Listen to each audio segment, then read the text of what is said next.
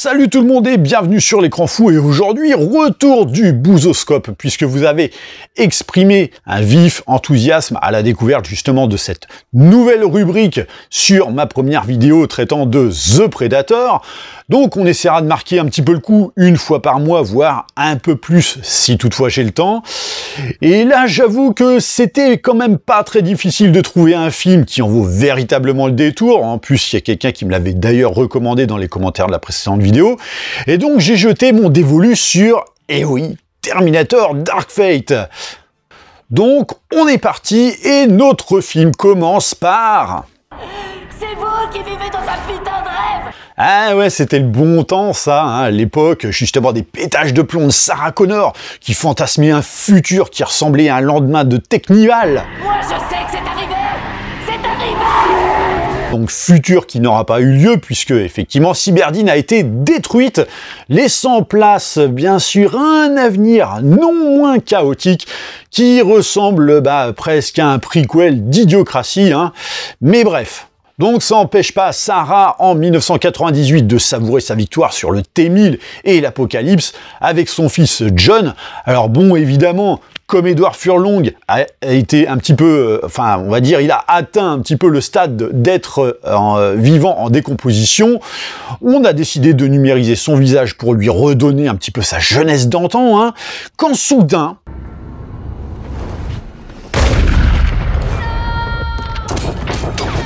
Oula, mais tu sors d'où, toi? Bon, ok, alors déjà, là, ça va pas. Primo, rappelons que JC, donc James Cameron, est le scénariste de cet opus. Et donc, il vient d'éradiquer en l'espace de 2 minutes le point central de la franchise qu'il a lui-même bâti, à savoir JC, donc John Connor. Donc oui, c'est vrai, ça fait quand même beaucoup de mecs avec les mêmes initiales qu'un prophète, hein, à croire que c'est obsessionnel, quoi. Mais secondo, et surtout, comment t'expliques la présence d'un Terminator venu d'un futur qui n'existe plus? Dans la logique des choses, c'est limite, ça devrait faire un petit peu comme dans Retour vers le futur 1, où Marty commence un petit peu à disparaître à mesure que les chances de rencontre entre ses parents s'amenuisent. Mais bon, gardons ça en mémoire, de toute façon on y reviendra.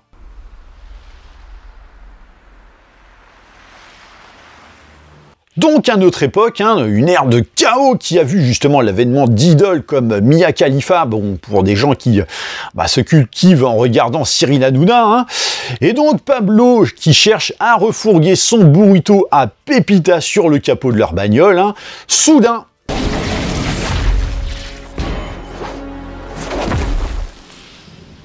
ah, c'est pas banal, ça. Du coup, même si Pablo a pas eu l'occasion, justement, d'aller au fond des choses, ils viennent quand même en aide à la femme en piteux état, hein. Manque de bol.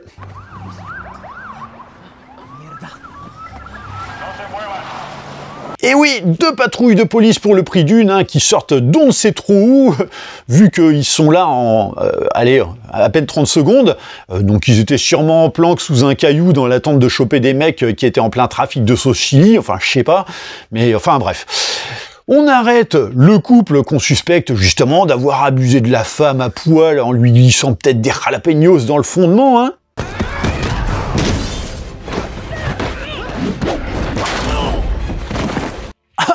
Ah ouais, elle déglingue tous les flics, mais genre, comme ça, quoi. Oui, parce que, en fait, notre inconnue est une humaine, mais une humaine optimisée.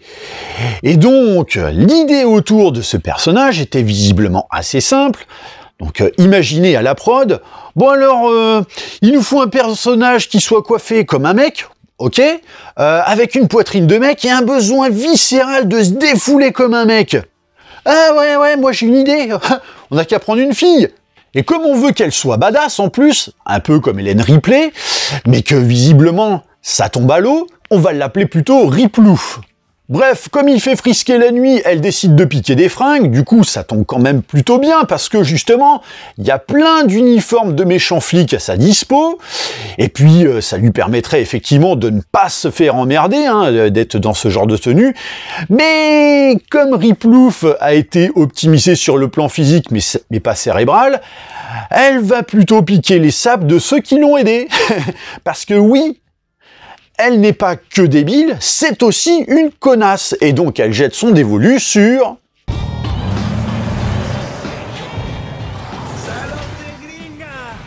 Eh ben oui, à physique et comportement de mec, fringue de mec quoi. De mieux en mieux. Et vous imaginez que c'est l'héroïne envoyée justement pour sauver le futur quand même. C'est pas rien, hein.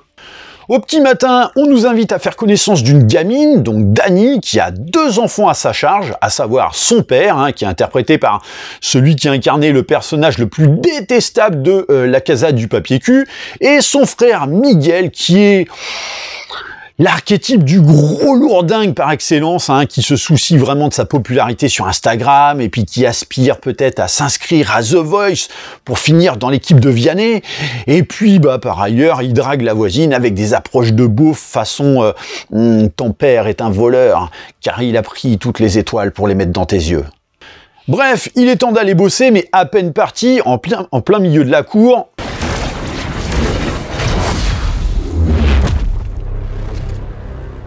Et comme on est à Mexico, il en sort, un Mexicain, voilà. Et encore, je suis même étonné qu'il porte pas un sombrero, quoi. Donc voilà, c'est notre Terminator, mais comme c'est un méchant, ce sera forcément un homme, hein. Merci, hein. Et oui, parce que ce film était déjà très subtil dans le progressisme. Buenos días.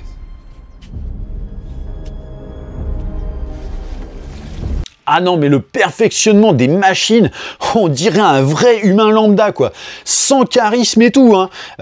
Et alors l'accent, mais réécoutez-moi ça, bordel. Buenos días. Bref, on l'appellera Tacos. Sí, buenas. ¿En qué le puedo ayudar? Ok, alors déjà là, on peut s'interpeller sur plusieurs points. C'est que visiblement, la personne ciblée dans ce présent, c'est Dani. Et que le Terminator s'est téléporté dans le temps, presque directement sur le paillasson de son appart, et que visiblement, il connaissait son adresse grâce à... enfin bref, voilà, il la connaissait. Alors que Riplouf, elle a été téléportée à Pétaouchnok, alors que logiquement, si elle a été envoyée pour sauver Dani, quelqu'un aurait au moins pu connaître son adresse. Enfin, je dis ça, je dis rien. Donc Dani et Miguel bossent à l'usine, sauf que en une nuit, on a remplacé Miguel par une machine, hein. Diego, Ray quiere hablar contigo en su oficina. Sí. J'y vais moi. Non mais attends, mais ça te regarde pas. C'est la situation de ton frère. Et puis regardez-le, l'autre chanteur en carton, là, il bouge pas. Il s'en fout, quoi. Bah oui, en même temps, faut des burnes dans ce film, mais bon, on a décidé que seules les femmes en auraient, hein, parce que l'homme, berk. Bon, à moins qu'il soit méchant. Pendant qu'elle est en train de négocier pour son frère avec le patron d'une manière qu'on ne pourra voir que sur les sites interdits aux moins de 18 ans. Discúlpeme, señor. ¿Sí? Mis hijos olvidaron su comida otra vez. Dani Ramos. Donc ça veut dire qu'en vrai, le père est mort et que Tacos a pris son apparence via son aptitude de polymorphing. Et donc l'agent de sécurité va tout logiquement récupérer le repas et appeler Dani à venir le chercher. Ah oui, mais non. Ça, c'est dans une situation logique. Sauf que là, on est dans Terminator Dark Fate. Casco, chaleco. Así no te puedo dejar entrar. Ni modo. Oh là là, le délire! Donc, en gros, on est dans une entreprise d'assemblage automobile avec quand même un minimum de secret industriel, d'autant plus qu'on a carrément des agents de sécurité avec des flingues. Des flingues. Et en fait, il te suffit juste de mettre un putain de casque et un chasuble, et tu peux aller te balader en toute liberté comme ça dans le bâtiment. Mais alors dans ce cas, il te sert à quoi ton service de sécurité dans ta boîte? Il n'y a pas à dire, enfin franchement, on est vraiment dans de la science-fiction, quoi. Pendant ce temps, et en parfaite synchro... Alors, ce match? Ah oui, mais c'est quand même dommage, parce que si elle avait été au courant que justement on peut rentrer dans l'usine à l'aise-blaise, hein, ça aurait évité au maton de se bouffer le mur. Mais c'est quand même beau, tu vois, de se dire que pour le moment, celle sur qui repose l'avenir de l'humanité, à savoir Riplouf, a déglingué plus d'humains que le Terminator, sur les épaules de qui repose justement son extinction quand même. C'est ouf. Bref. ¿Qué haces aquí, jefe? Te olvidaste tu comida, mijo. Ah ok, il connaît Miguel. Et alors que Danny arrive...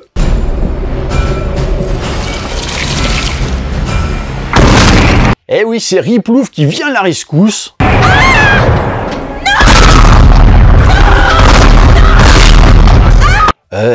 Attends, gamine, pourquoi est-ce que tu gueules? Déjà, t'as vu ton père avec une main qui se transforme en flingue, et ensuite, pour te buter. Et le pire, c'est que Tacos, en plus, il se fait cartoucher la tronche au fusil à pompe. Et tu vois clairement que c'est pas un humain. Et l'autre merdeuse, là... Danny, ce n'est pas votre père. Bah oui, mais bon, apparemment, Danny a pas beaucoup suivi en cours de biologie, donc pour elle, ça paraît tout à fait normal hein, comme situation physique. Bref, Riplouf est évidemment obligé de lui expliquer que bah, son vieux, bah, maintenant c'est un robot venu la buter, ce qui sautait un petit peu aux yeux de tout le monde.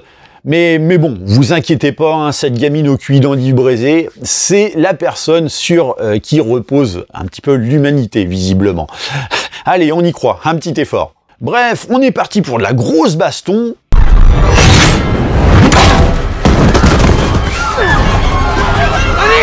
Ah mais il est coriace notre Tacos, dites donc. Mais bon, Riplouf, elle est trop forte elle aussi, hein, et... Hey, madame! Voilà qui devrait calmer justement notre tas de boulons et donner un petit peu d'avance à nos héroïnes. Donc oui, héroïne, hein, parce que bon, Miguel lui compte pas. Hein. On sait pertinemment qu'en plus il va crever vu que c'est un mec. Donc direction l'autoroute, hélas.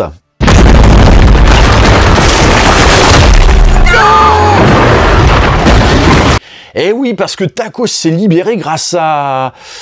enfin bref, il s'est libéré, et justement grâce à la magie des scénarios de merde, il a réussi à se retrouver pile derrière nos héroïnes, qui avaient pourtant suffisamment d'avance pour déguerpir, mais bref, on n'est plus à ça près. Et donc on est parti pour la course-poursuite.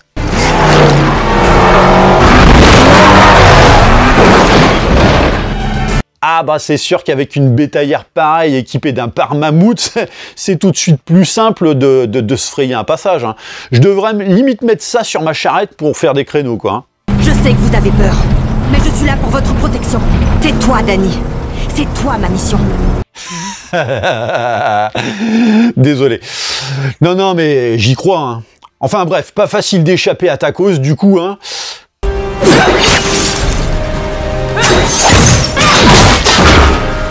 Alors ça, c'est quand même pas mal, tu vois, pour un humain optimisé avec justement système de précision, d'arriver à toucher sa cible qu'après 3 essais.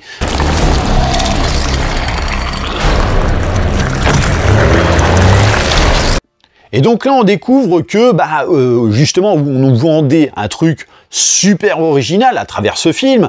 On a notamment pour ennemi donc une repompe de Terminator 3. La seule différence que cette fois le métal liquide peut se séparer justement de son squelette et ainsi faire 2 entités distinctes.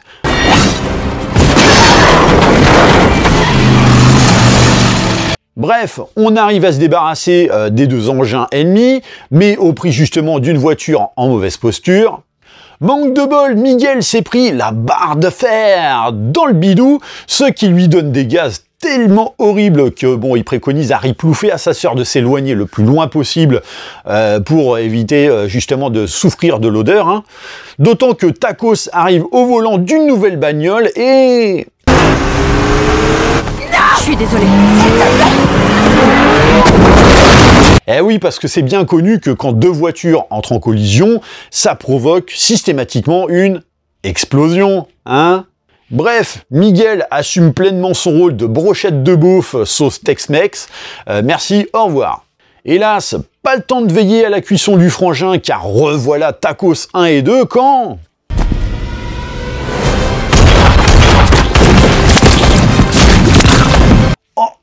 Oh bah, Jacques Dutronc? Non, je déconne, bien sûr. Quoique, bon, ça prête quand même un peu à confusion. Donc, vous l'avez reconnu, Sarah Connor. Et donc, une fois qu'elle a fait son affaire aux machines et mis fin à la sauterie... Je reviendrai. Oh, le placement de produits au burin!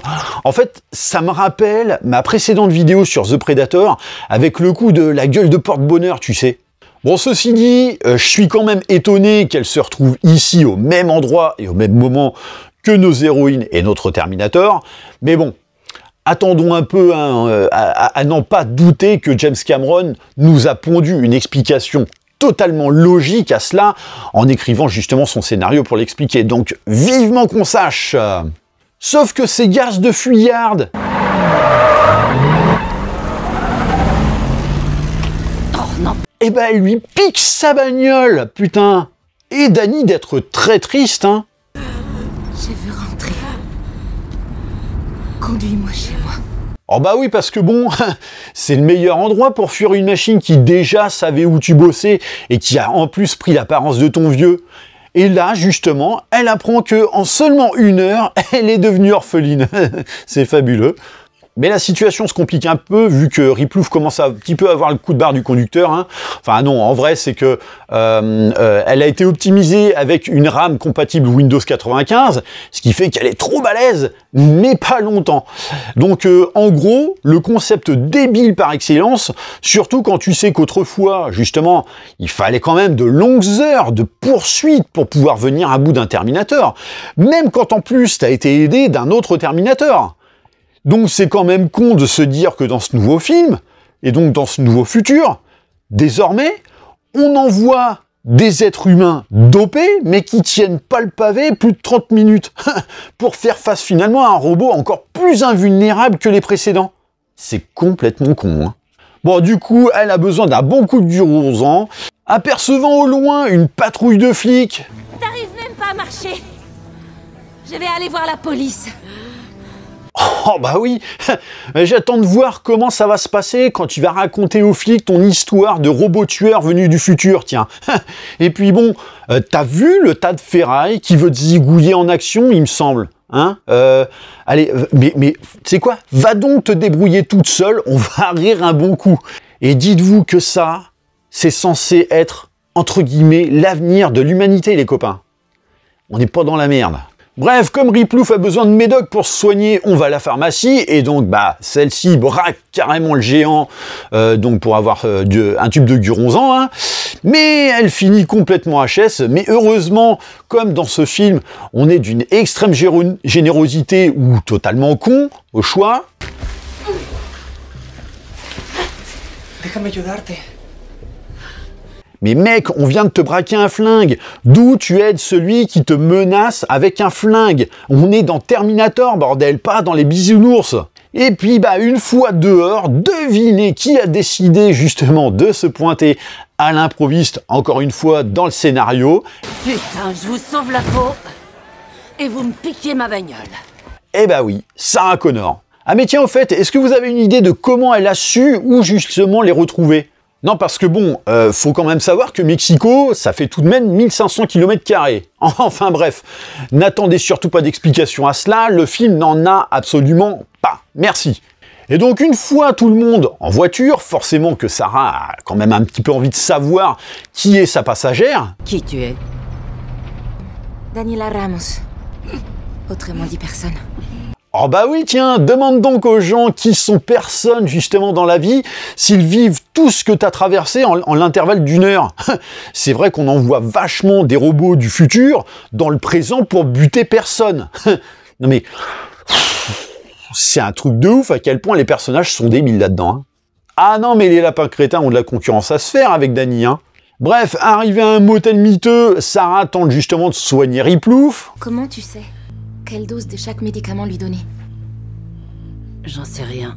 T'as raison, ma Sarah. Laisse faire le hasard et la magie justement des scénarios de merde, ça devrait le faire suffisamment. Donc elle en profite pour expliquer que justement elle est recherchée dans tout le continent, mais visiblement ça semble pas plus intéressé que ça notre écervelée gamine d'en connaître justement les motifs et qui elle est pour l'avoir sauvée quand même 2 fois en 15 minutes, alors qu'elle ne l'a jamais vue de sa vie, quoi. Pendant ce temps, Riplouf se met carrément à rêver justement de la bonne époque d'où elle vient, quand c'était notamment animé, quoi, hein, histoire qu'on nous présente de la manière la plus dégueulasse en images de synthèse ses origines et la gueule du futur, hein, et effectivement, on nous plonge vraiment en pleine mission de rapatriement justement d'un commandant de la résistance bien mal en point. Donc rapatriement qui tourne un petit peu au vinaigre quand t'as des tas de boulons justement qui leur sautent à la gueule.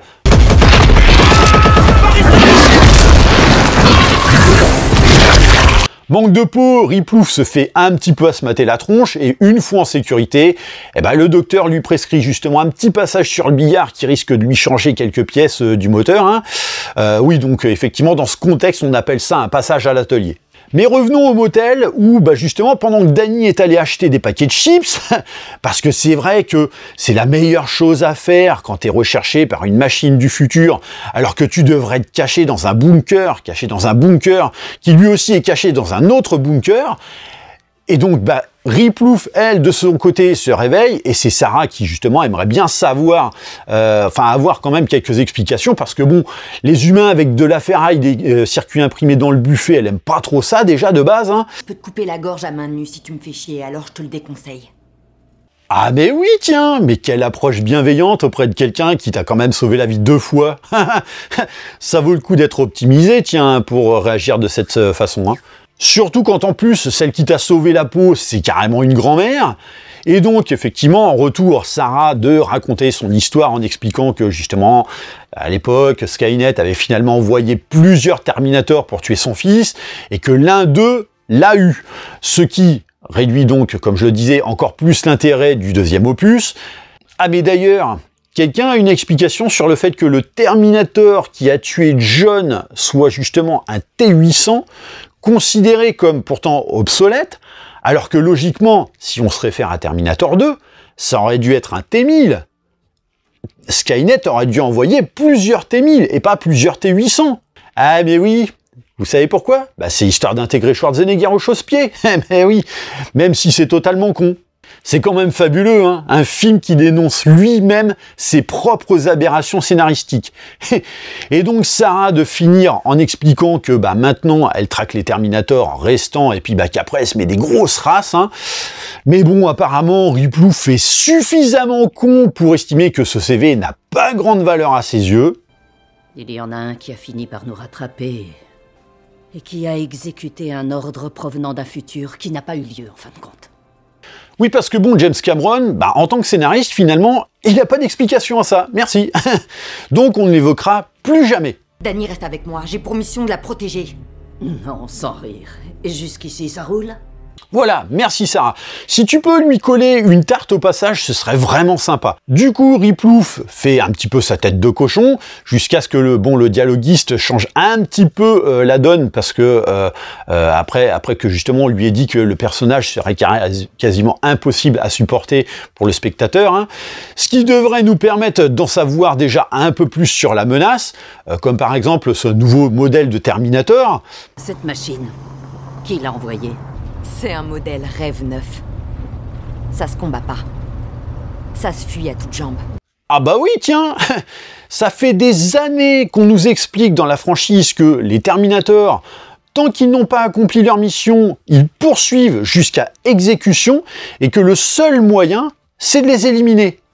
Donc, faut-il te rappeler qu'il y a environ 30 minutes, tu disais que tu étais équipé justement d'un système de combat conçu pour éradiquer la menace rapidement, et maintenant, tu es en train de nous dire que tu as en fait été envoyé pour faire un truc totalement impossible. Mais les dialogues, quoi. Et alors, quelle autre connerie on va encore apprendre, quoi. Mais accrochez-vous, hein. Bon, mais il a été envoyé par qui? Par quoi? Et c'est pas cette histoire de Skynet. Non, effectivement, dans ce film, ça s'appelle Légion. Donc, un Skynet totalement bis. Hein. Et là, en gros, faut comprendre que finalement, là où James Cameron nous vendait une vraie suite à Terminator 2 pour remplacer cette aberration qui est Terminator 3, qu'il estime indigne de sa franchise, il a décidé finalement de nous pondre un remake de Terminator 1 et 2 via une intelligence artificielle qui a totalement repompé le même procédé trait pour trait du voyage temporel que dans les précédents opus.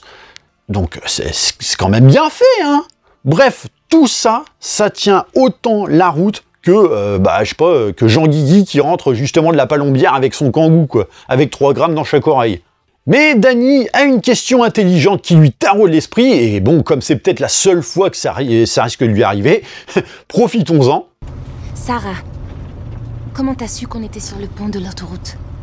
Et là, Sarah, en fait, elle nous explique que sur son portable, elle reçoit des coordonnées GPS avec une date précise, le tout signé par la mention pour John. Et que, bah, en fait, à chaque fois qu'elle se rend sur les lieux, elle y retrouve justement un Terminator qui vient juste d'arriver dans notre temporalité. Donc, vous savez, ces fameux Terminators qui arrivent d'un futur qui n'existe pas, hein. Donc, grosso merdo, les coordonnées d'arrivée de Takos et Riplouf, quoi. Et donc, retenez bien ça, parce qu'on va y revenir très prochainement. Mais déjà, rappelons que la question c'était « Comment as-tu su qu'on était sur l'autoroute ?» Oui, parce que au passage, ni Riplouf ni Takos ne sont arrivés directement du futur sur l'autoroute au moment où tu t'es pointé. Donc déjà, là, il y a une putain d'incohérence, quoi. C'est un truc de dingue. Ben oui, parce que Riplouf est arrivé la veille, Takos, lui, il est arrivé quelques heures avant, et finalement, tous les deux ne sont pas arrivés sur l'autoroute. Bref, au milieu de ce malaise scénaristique, Riplouf se met à pirater le portable de Sarah et justement arrive à identifier la position de l'expéditeur des fameux textos mystérieux. Je connais un passeur du côté de la frontière. C'est mon oncle. Oh bah ça alors, c'est pas un coup de chance quand même ou je m'y connais pas, hein. Bah oui tiens, rappelons que ce film a vu quand même le jour à l'époque de Trump à la présidence, donc c'était en 2019, donc avec les problèmes de frontières qu'on lui connaît, et que là en gros tu parles de vouloir passer la frontière avec une Mexicaine, une femme recherchée dans tout le continent, et toi qui n'as aucune existence dans cette temporalité. C'est fabuleux quoi. Pourquoi tu t'inquiètes de ce qui peut arriver à Dany? Mais la bêtise du personnage de Riplouf, bordel. Oh là là là là. Elle a été dans la même position que Dany, putain.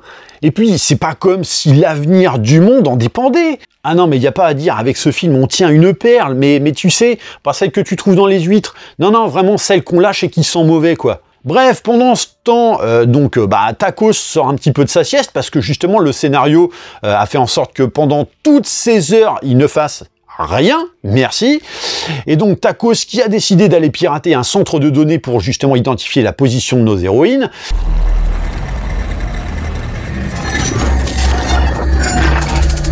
Bref, du côté des fans, on profite justement du calme du voyage pour éclaircir quelques zones d'ombre, notamment sur l'avenir autour de la guerre contre les machines, et donc Riplouf de nous expliquer que dans sa jeunesse, elle a été un petit peu sauvée par le chef de la résistance, qu'on ne veut surtout pas montrer, hein.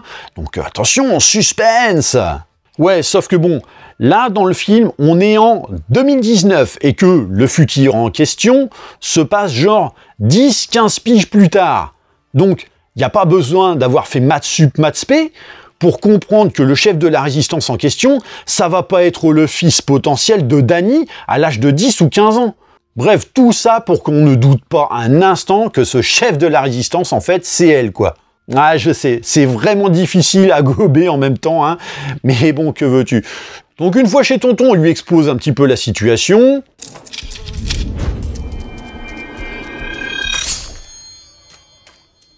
Voilà, ça c'est la démonstration faite pour convaincre justement Tonton, quand à l'époque un Terminator s'arrachait carrément la chair du bras pour justement convaincre Mike Dyson. Bref, tout ça, ça a réussi finalement à le convaincre. Bref, c'est parti pour passer la frontière en douce, tandis que Takos, lui, squatte justement un poste de surveillance frontalier et identifie, donc grâce à la facilité scénaristique, nos fuyards. Donc il somme les forces de l'ordre de les intercepter. Du coup, une fois la frontière passée, Putain. Restez où vous êtes! Garde frontalière américaine! Posez vos armes par terre! tandis que Takos tente de leur faire exploser un drone sur la tronche, mais Dany a été sauvé in extremis par Riplouf, hein.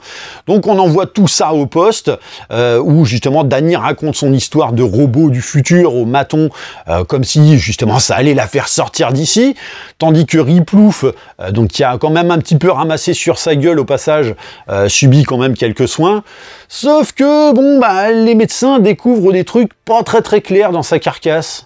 Qu'est-ce qu'on lui a fait? Comment elle est encore vivante avec tout ça dans le corps? Pendant ce temps, Tacos, justement, s'est téléporté carrément hein, au poste d'incarcération frontalier, donc déguisé en agent des forces de l'ordre.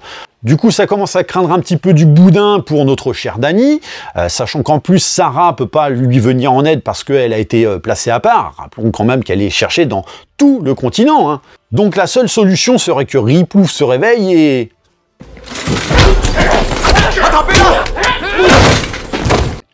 Oh bah ça alors, mais c'est dingue parce que justement, c'est pile quand on en a besoin que la chose se produit.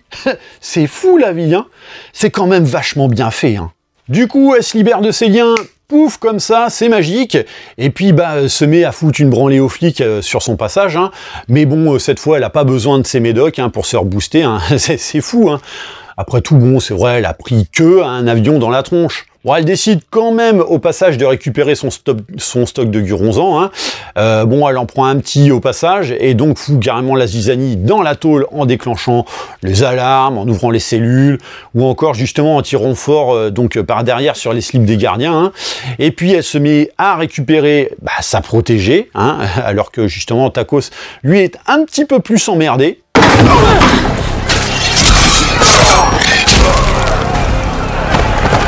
Eh ben oui, parce que toutes les forces de l'ordre se jettent sur lui. Oh, bah ça alors. mais, enfin, attendez. Pourquoi des forces de l'ordre prennent l'initiative de se jeter sur un de leurs collègues? Ah bah non, bah oui, mais pardon, il n'y a pas de motif. Bref, après cette situation totalement con et une fois à l'extérieur du bâtiment, on s'échappe en hélico, parce que justement, Riplouf sait piloter les hélicoptères, hein, merci, hein, tandis que Tacos s'apprête à leur sauter dessus.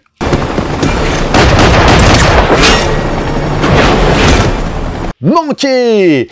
Eh ben oui, hein, j'imagine qu'une balle dans la jugulaire pour un robot, ça doit être quand même assez douloureux et puis ça doit quand même sacrément désorienter. Hein. Bref, après plusieurs heures de vol sans avoir été inquiété par une interception aérienne, non parce que bon, visiblement la défense aérienne aux États-Unis post-11 septembre 2001, qui plus est en pleine frontière, c'est quand même très abstrait comme notion, merci. Hein. Donc nos héroïnes arrivent à proximité des coordonnées GPS, donc à l'origine des SMS reçus par Sarah. On toque à la porte, soudain...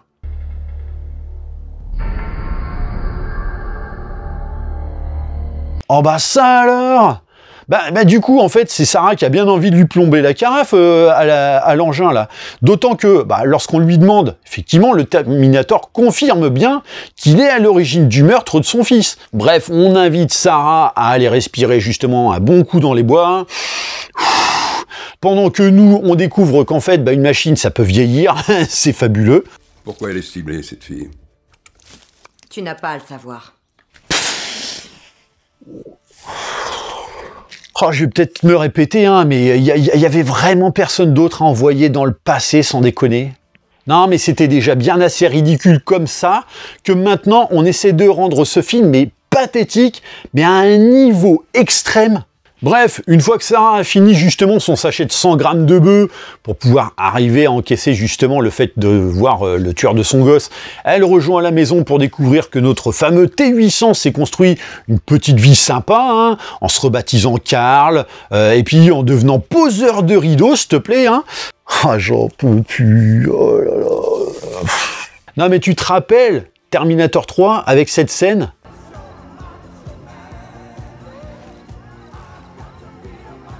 Là, on vient de dépasser ce stade. Et en gros, il nous explique qu'après avoir justement buté John, il avait plus de raison d'être, du coup... Tu as développé une conscience ? Oui, un équivalent de conscience. Eh ouais, ta gueule, c'est magique.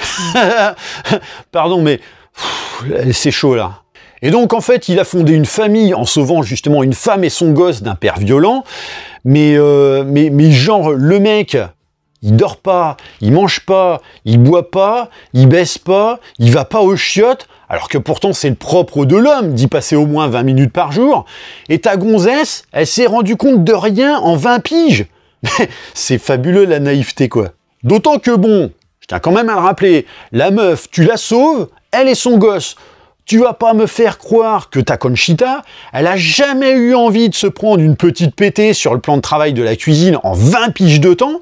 Et plus encore, vu le corps de divinité grecque que tu te coltinais justement autrefois. Du coup, on justifie ça comme quoi c'est l'homme parfait, parce que, en gros, c'est un gros larbin de service qui ferme sa gueule, donc dans un film où l'héroïsme est symbolisé par la femme, hein, donc l'homme déconstruit par excellence, hein, donc c'était déjà quand même très woke, hein, ce film.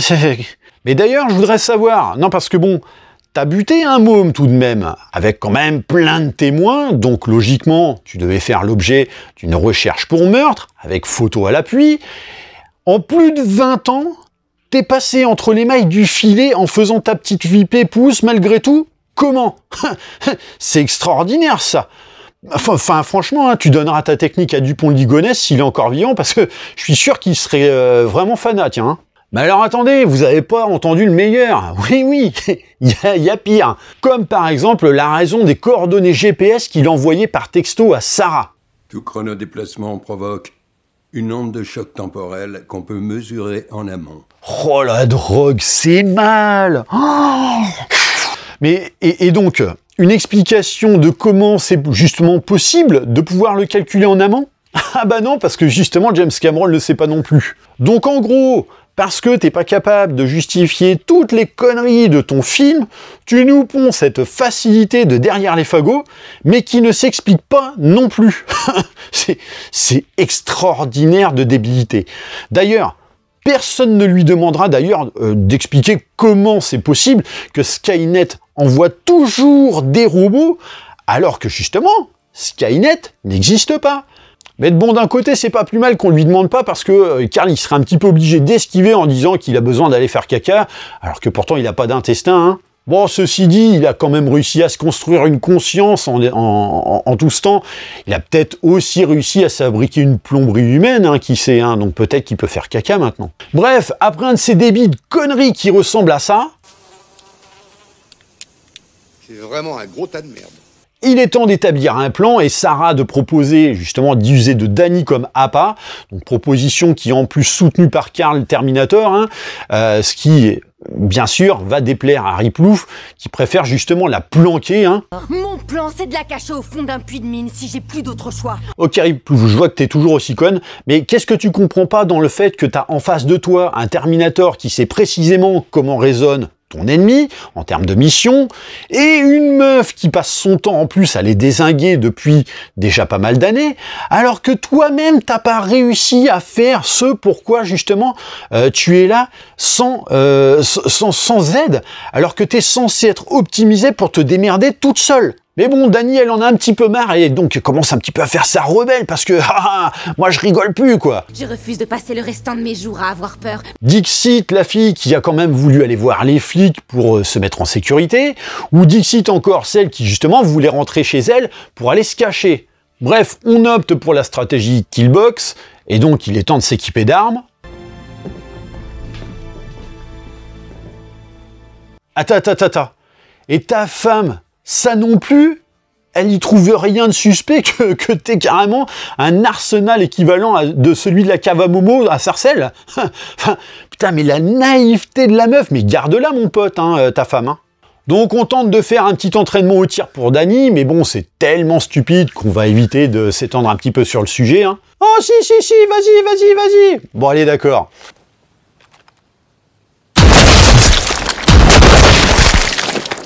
Donc Danny, 1m20, 32 kg, toute mouillée, tire pour la première fois avec une arme plus grosse qu'elle, sans que justement le recul ne lui démette l'épaule, hein, donc merci, hein, et devient en 3 minutes aussi balèze qu'un sniper. Bon, ok, si on se réfère à la vidéo précédente du bousoscope, le sniper est effectivement pas le meilleur exemple. Tu sais que ces armes n'ont aucune chance de le tuer. Elles feront que le freiner. Au grand mot, les grands remèdes, Carl sait effectivement qu'il faut une arme à impulsion électromagnétique qui est disponible uniquement sur une base militaire spéciale située... Ah bah ça alors, à seulement 150 km d'ici, c'est quand même pratique. Du coup, Carl préconise à sa femme justement, pendant qu'ils vont partir en mission, de se mettre à l'abri. Et puis bah ça y est, on est parti pour la fameuse base aérienne. Pendant ce temps, Tacos, et oui, hein, on avait fini par l'oublier celui-là, donc Tacos arrive à la maison de Carl, dont il a trouvé justement l'adresse grâce à... Bah oui, tiens, c'est vrai, comment est-ce qu'il a trouvé cette adresse? Bref, le scénariste s'en fout, et donc découvrant qu'on ne l'a pas attendu, Tacos décide de mener l'enquête et découvre un indice capital. Alors vous, perso, je sais pas ce que vous avez tendance à coller sur le frigo, à part peut-être des magnettes paires dodus ou encore des dessins ignobles de vos gamins sur lesquels justement vous apparaissez sous la forme d'une patate croisée avec un rhinocéros, mais Carl, lui, bah non.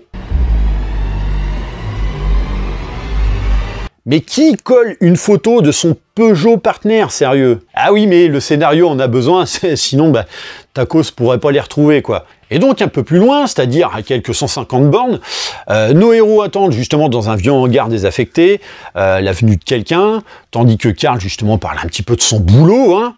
Un jour, j'ai eu un client qui m'a demandé des rideaux unis pour la chambre à coucher d'une petite fille. Alors je lui ai dit, il vous faut des papillons, des étoiles, des ballons.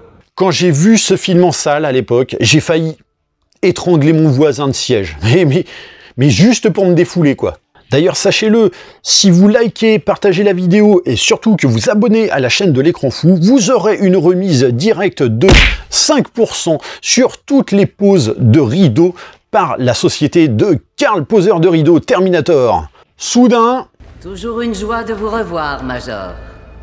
C'est jamais une joie de te revoir, Connor. Et le mec de livrer la fameuse arme à impulsion électromagnétique, donc arme top secrète, donc on est quand même face à un acte qu'il condamnerait pour haute trahison, hein. Mais alors, pourquoi fait-il ça pour Sarah? Qu'est-ce qu'ils ont vécu justement pour que Sarah fasse l'objet d'une telle faveur? Eh bien, vous n'en saurez absolument rien. Bah oui, donc en fait, Sarah, qui connaît un militaire, sur la base où se trouve l'arme dont ils ont besoin, qui a accès à cette arme, et qui en plus est prêt justement à la voler pour elle, donc vous trouvez pas que ça sniffe quand même la facilité scénaristique peut-être là? Hélas. Il nous a retrouvés. Mais attends, ils sont à 150 km de la baraque de Carl. Comment Tacos les a retrouvés? Avec une photo sur le frigo? Mais c'est nawak. Bref, course-poursuite dans un déluge visuel de nuit, mais qu'on comprend rien à ce qu'on nous montre, merci, hein. Et donc le Major Lin, donc le fameux militaire qui est venu les aider, prévient la base d'un hélico suspect, mais comme dans ce film, la défense aérienne, ça n'existe pas, hein, comme on l'a vu tout à l'heure, bah en fait, ils feront rien contre l'hélico de Tacos, merci. Ce C5, tu saurais le piloter? Évidemment. Ok, et pourquoi tu saurais piloter ça? Enfin, je sais pas, c'est comme le coup de l'hélico tout à l'heure, quoi. Tu sais piloter ça, comme ça, tranquille. Enfin, je sais pas, mais t'es pas un robot qui peut télécharger un programme de pilotage comme ça en un claquement de doigts, bordel. T'es une humaine optimisée physiquement. Et donc là, tu découvres qu'un cargo militaire sur le parking de la base, bah ça décolle en 30 secondes, merci. C'est quand même fabuleux, hein, moi qui suis issu de l'aéronautique. Hélas, ils savent que bah, le répit sera sans doute de très courte durée, vu que Tacos n'est pas mort, et en plus... On peut s'éjecter et chercher un coin isolé pour utiliser l'IEM. On a un problème. Ah oui, ça va tout de suite moins bien marcher comme ça. Donc là, c'est bien parce que on vient de nous balader quasiment 15 minutes avec quelque chose qui ne servait finalement à rien dans l'histoire. La quête totalement inutile par excellence de remplissage pour prétexter un film qui atteindra au moins les 2 heures. J'ai l'impression, en fait, de suivre la mission de Finn et Rose dans Star Wars 8, quoi. Ah bah justement, ça tombe bien que je vous en parle, parce que Star Wars est prévu au menu du Boozoscope prochainement. Bridge 4-2 de Viper 1-6, restez sous tension. Avec un peu de chance, ils nous dégommeront pas. Ah bah oui, tiens, bah que c'est vrai, comme je le disais, le contexte post-11 septembre, tout ça, hein, c'est pas comme si vous aviez volé un cargo militaire américain sur une base intégrant du matériel top secret, base qui a subi une mini-guerre de 5 minutes. Non, non, effectivement, avec un peu de chance, vous vous ferez pas dégommer, croisez un max de doigts. En tout cas, heureusement, c'est parce que le scénario en a besoin, quitte à justement outrepasser la logique. Hein. Bref, là, dans l'urgence, il faut trouver un plan de rechange et... L'avenir de toute l'humanité dépend de ta survie. J'en ai absolument rien à foutre. Ah ouais, carrément. Mais quand je disais qu'elle se rebellisait, la cocotte, bah au final, c'est pire encore. Encore ce regard. Je l'ai vu beaucoup trop de fois. Tu me connais? Oh bah ça alors, mais on va avoir droit à la révélation qu'on ignorait depuis le début. Oh, mais que c'est finalement Dany, la future chef de la Résistance, c'est pas son potentiel chiard. Mais qui l'aurait cru? Oh. Oh là là, mais vraiment, on est estomaqué par cette révélation, quoi. Et là, Riplouf nous explique que via justement un flashback du plus bel effet, hein.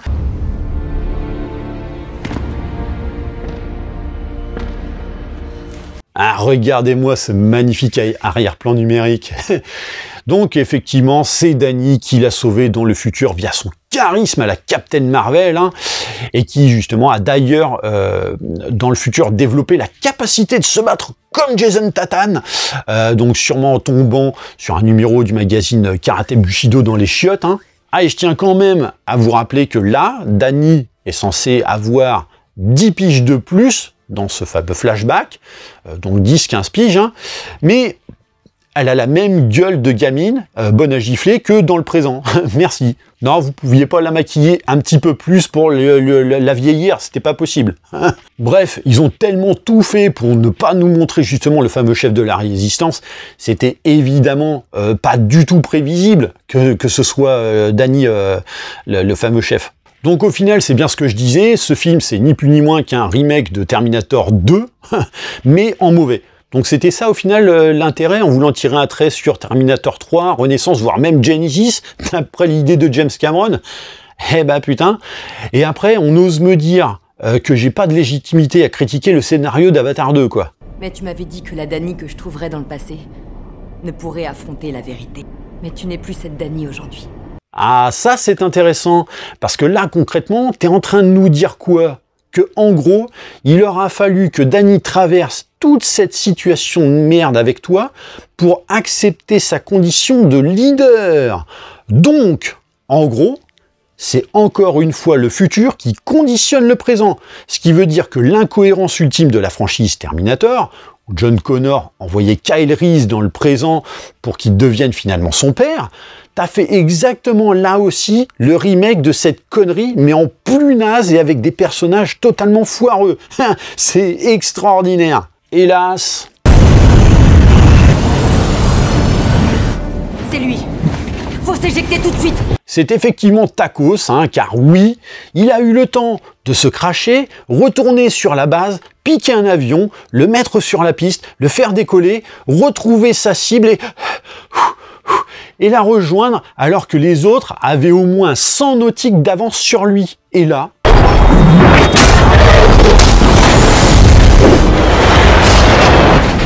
Mais bordel, c'est quoi ce délire? Ta mission, c'est tuer Dany. T'as un avion, tu peux pas le cracher sur ta cible, tout le monde explose, mission accomplie, fin de l'histoire. Ah oui, mais non, trop intelligent. Et puis, ça aiderait pas le scénario, hein. Et puis d'un côté, bon, Taco, il tient quand même à sa petite vie, quoi. Donc, dans la soute démarre une baston, le tout dans une séquence, mais qui file plus la gerbe qu'un durian, hein. Et pourtant, faut le faire, hein.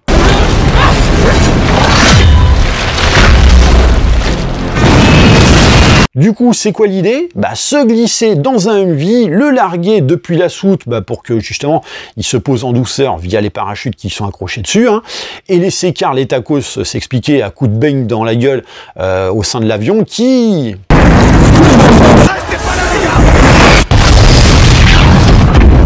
Et vous savez où? Ah bah ça alors! Encore un barrage! Mais décidément, c'est typique des films de merde, les barrages, hein. Manque de peau, le MV atterrit en bas du barrage totalement immergé. Nos héroïnes échappent quand même à la mort face à Tacos qui les avait rejointes dans une séquence aussi dégueulasse que ridicule et s'échappent tranquillement, hein. 5 minutes plus tard, on découvre que, encore une fois, la baston avec Tacos a fait que Riplouf a plus rien dans le sachet, hein. On a une arme encore. Ah ouais? Laquelle? Ma source d'énergie. Bah oui, vu qu'on n'a plus de MP, fallait bien trouver un bon gros MacGuffin pour débloquer la situation, sauf que ça impliquera la mort systématique de Riplouf. Bof, moi ce que j'en dis, hein. Et comment est-ce qu'on te la prend? Sans te tuer? Impossible. Non!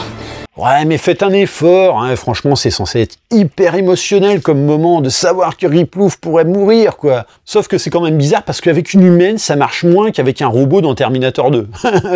C'est fabuleux. Mais bon, comme il faut quelqu'un d'un minimum assez puissant pour affronter Takos, bah c'est Karl qui arrive justement avec un petit peu de retard parce que bon, il avait quand même une vidange à faire et puis quelques filtres à changer, hein. Mais bon, bah, l'avantage c'est qu'il vient pas les mains vides, et oui. Il a avec lui un tube de Guronzan pour rebooster Riplouf. Donc ça c'est quand même fabuleux, hein. Les médocs, ils ont fini dans un avion, dans les airs, dans la flotte, machin, tout ça, et finalement l'autre il a réussi à les retrouver comme ça en un claquement de doigts. C'est génial.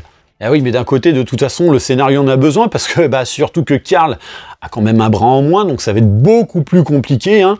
Ça va être chiant, justement, pour affronter Takos, et puis surtout pour poser des rideaux quand il va reprendre le travail, hein. Donc forcément, l'espoir repose principalement sur Riplouf, ce qui est mal barré. Une fois dans les bâtiments du barrage... On l'affronte ici. C'est ici, notre killbox. Ah non, mais c'est un truc de fou, Dani, mais la transformation radicale, hein. C'est carrément devenu une guerrière de ouf, alors que 48 heures avant, c'était une pleureuse qui dormait limite encore avec son nounours, quoi. Bref, Takosa arrive et tente bien de dissuader Karl, genre ouais, je suis un robot, t'es un robot, tu veux pas qu'on se fasse des bisous, tout ça. Mais bon, Karl trouve que ça va quand même un peu trop vite à son goût et refuse, hein. Surtout que bon, il appréhende un petit peu vu qu'il a jamais fait touche pipi avec sa femme en 20 ans, hein. Donc bon, les câlins, les bisous, c'est un peu une notion inconnue pour lui. Et donc bah, c'est parti pour la bagarre.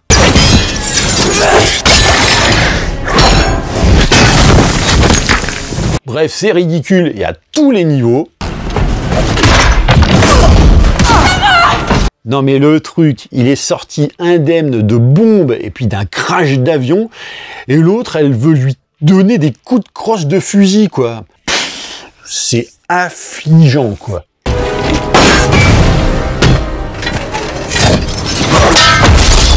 Alors ça aussi c'est fabuleux, l'autre il pourrait le balancer, je sais pas moi, dans les turbines pour le broyer, tu sais, et en fait non, il te le fait voler dans des rambardes.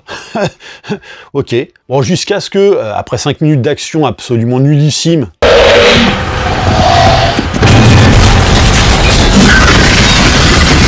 eh bah enfin putain, end of game. Où est l'aigresse ? Bah je sais pas, quand tu te retrouves justement avec une turbine de barrage qui te pète à la gueule, même avec de la ferraille dans la carcasse, tu crois que tu finis pump it up derrière? En tout cas, Karl, lui, il est pas prêt de reposer des rideaux, hein, ça c'est clair, alors que cette saloperie de Takos, lui, a finalement survécu. Bref, la solution reste donc de récupérer la source d'énergie dans Riplouf.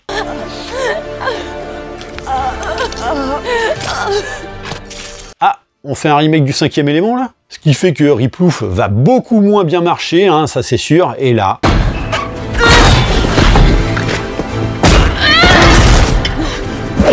Oh, c'est pas possible, bordel. Mais alors que Takos se retrouve justement en position de force et qu'il pourrait la tuer en un claquement de doigts en plus, hein, mais ne va rien faire, hein, merci, c'est Karl qui se réveille.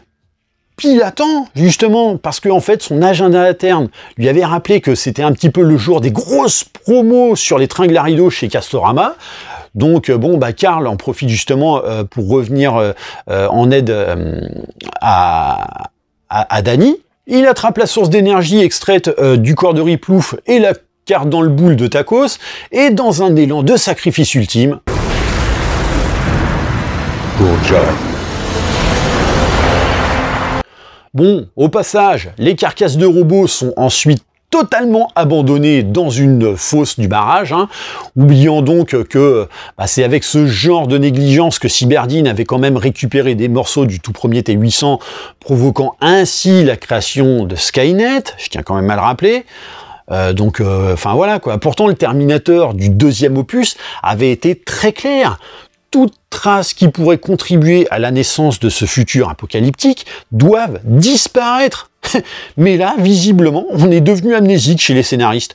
Donc, bah voilà, les carcasses restent comme ça, à la disposition de celui qui voudra en récupérer les morceaux pour pouvoir les exploiter. C'est génial. Bref, quelques jours plus tard, nous retrouvons nos deux survivantes qui épient justement une jeune fille au bord d'un square, donc une enfant aux airs innocents, et donc on comprend effectivement que c'est Riplouf jeune. Je veux pas qu'elle meure pour moi encore. Ah mais même dans les toutes dernières secondes, le film s'obstine et trouve le moyen de contredire sa propre ligne de conduite temporelle. Enfin, je sais pas, il y a seulement quelques minutes, Riplouf insinuait que c'est en vivant ce que tu as précédemment vécu que tu deviendras la leader de la résistance. Donc, pour ça, il faut que ton toi futur envoie Riplouf dans le présent. T'as pas le choix. Donc vous voyez, même dans les dernières minutes, c'est totalement débile ce film. Signé James Cameron. Mais heureusement c'est débile, mais c'est fini. Donc, voilà. C'est donc ça, la fameuse vision de James Cameron qui devait rétablir les honneurs de la franchise.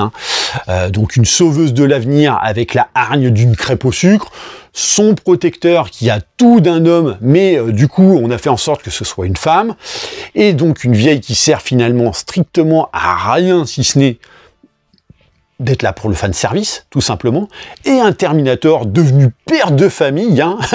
Donc... James Cameron, ce génie. J'ai l'impression de voir le même syndrome que Ridley Scott avec justement ses préquels à Alien, quoi. Donc voilà, on en a fait le tour. Bref, que le cinéma désormais laisse en paix cette franchise qui a vraiment bien trop souffert. Voilà, cet épisode du Bousoscope est terminé. J'espère que ça vous aura plu.